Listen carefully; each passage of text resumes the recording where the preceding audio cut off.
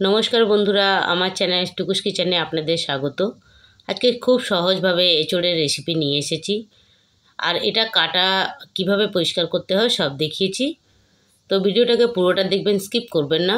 আর যদি চ্যানেলটাতে নতুন হয়ে থাকেন তাহলে চ্যানেলটাকে সাবস্ক্রাইব করার অনুরোধ রইল। তো সবার প্রথমে এখানে এঁচোড় কাটার জন্য সবার প্রথমে হাতের মধ্যে একটু সর্ষের তেল মাখিয়ে নিতে হবে, যাতে এঁচোড়ের বা ছোটো কাঁঠালের যে আঠাটা থাকে সেটা কিন্তু হাতে লেগে গেলে খুবই অসুবিধা হয়ে যায় তুলতে। তাই জন্য হাতের মধ্যে একটু তেল লাগিয়ে নিলে এটা কাটাটা খুব সহজ হয়ে যায়। তবে এই ছোটো এঁচোড়ের যে মাঝখানে বোটাটা আছে সেটাও ফেলে দিতে হবে একটুখানি। কাটার সময় বোঝা যাবে, যদি কচি থাকে তাহলে কিন্তু অল্পই কাটতে হবে, যদি বেশি শক্ত হয়ে যায় তাহলে একটু বেশি পরিমাণে কেটে নেবেন। এভাবে করে পিস পিস করে নিচ্ছি। আর বাটির মধ্যে আমি জল নিয়েছি, জলটা রেডি করে রেখেছি নুন আর হলুদ দিয়ে। ওইভাবে করে নিলে যদি একটু সময় মতন লাগে কাটতে এঁচোড়, ততক্ষণ কিন্তু এঁচোড়গুলোর যে পিসটা করছি সেটা কিন্তু লালচে বা কালচে হবে না। এই দেখুন আরেকটা কেটে দেখাচ্ছি। এঁচোড়ের খোসাটা এমনভাবে ছাড়াতে হবে যাতে পেছনের অংশটা একটু প্লেন হয়ে যায়। যদি দানা দানা থাকে তাহলে কিন্তু এঁচোড়ের রেসিপি যখন করবেন তরকারিটা খেতে মুখে বাজে লাগবে। এই দেখুন এটা নুন আর হলুদ দিয়ে আমি ভিজিয়ে রেখেছি। আর কাটার পরে যে বটিটা হয়ে যায় সেটাকে কিভাবে পরিষ্কার করবেন, এই দেখুন ওর আঠাগুলো কিন্তু জলে বা সাবান দিয়ে ধুতে গেলে কিন্তু সমস্যা হয়। তার জন্য একটুখানি গ্যাসের মধ্যে এটাকে এপিট ওপিট করে একটু গরম করে নিতে হবে। দেখুন আঠাগুলো বেশ পুড়ে গেল, তখন গরম গরম অবস্থাতে একটু হাতের মধ্যে কাপড় নিয়ে এভাবে করে ঝেড়ে দিতে পারেন। গরম অবস্থায় হাত দেবেন না, নাহলে হাতে পুড়ে যাবে। এভাবে শুকনো কাপড় দিয়ে এটাকে ঝেড়ে দিলে বটিটাও পুরোটা পরিষ্কার হয়ে যায়। যদি এই টিপসটা আপনাদের ভালো লেগে থাকে তো অবশ্যই একটা কমেন্টে জানাবেন এর আগে জানতেন কি না। আর এই দেখুন নুন আর হলুদ দিয়ে আমি এঁচোড়গুলোকে একটু ভাপিয়ে নিয়েছি। খুবই কচি এঁচোড় আছে, খুব বেশি সেদ্ধ করিনি, একটু হাত দিয়ে টিপে দেখেছি, বেশ সুন্দর ভাপিয়ে গেছে। তারপর এটাকে নামিয়ে দিয়েছি।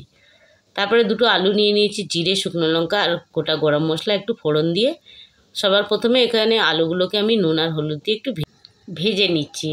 সুন্দর করে লাল করে ভাজা হয়ে গেছে। তারপরে এর মধ্যে একটা পেঁয়াজ কুচো দিয়ে দিলাম।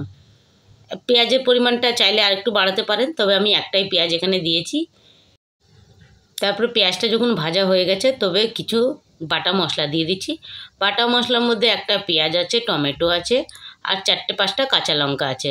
আর 1 চামচে দিয়েছি এখানে আদা রসুন বাটা। আদা রসুন বাটাটা আমার আলাদা করা ছিল, তাই জন্য এই পেঁয়াজের সঙ্গে বাটিয়ে নিই। তারপরে এটাকে একটুখানি কষিয়ে নিতে হবে। 2-5 মিনিট বাদে কষানো হয়ে যাওয়ার পরে এঁচোড়গুলো দিয়ে দিচ্ছি। এঁচোড়গুলো দেওয়ার পরে কিন্তু আঁচটাকে একটু মিডিয়াম রেখে খানিকক্ষণ এটাকে ভেজে নিতে হবে, যতক্ষণ না মশলার থেকে কাঁচা ভাবটা চলে যায়। তবে এটাকে একটু মাঝে মাঝে আমি ঢাকাও দিয়ে দিচ্ছিলাম যাতে সুন্দরভাবে সফট হয়ে থাকে। এই দেখুন কত সুন্দর করে, এঁচোড়টা খুবই কচি, বেশি সময় লাগবে না এটা করতে, ব্যাস যতক্ষণ মশলাটা ভাজতে সময় লাগবে।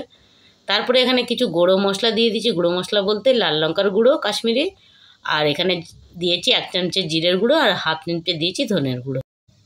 এই মশলাগুলো দেওয়ার পরে আরেকটুখানি ভেজে নেব। তারপরে দিয়ে দিচ্ছি এর মধ্যে 1 চামচে ঘি আর 1/2 চামচে গরম মশলার গুঁড়ো আর একটুখানি চিনি। চিনিটা অবশ্যই দেবেন, চিনিটা দিলে কিন্তু এঁচোড়ের টেস্টটা দারুণ হয়ে যাবে।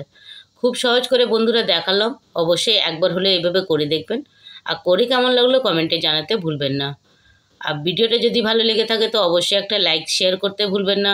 আর চ্যানেলটাতে নতুন হয়ে থাকলে চ্যানেলটাকে সাবস্ক্রাইব করার অনুরোধ রইল। আর বেশি কিছু করব না, বাস এর মধ্যে একটুখানি জল দেব। জল দিয়ে এটা যতক্ষণ একটু মাখা মাখা হবে তারপরে এটাকে নামিয়ে গরম গরম ভাতে সার্ভ করুন, কিংবা রুটি পরোটা দিয়েও খেতে পারেন। এটা দারুণ হয়। অবশ্যই কিন্তু এই গরমে করে ফেলুন। আর করে কেমন লাগলো কিন্তু জানাতে ভুলবেন না। ভিডিওটা দেখার জন্য অনেক অনেক ধন্যবাদ।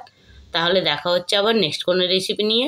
ততক্ষণ এনজয় করুন এই এঁচোড়ের রেসিপি। ধন্যবাদ।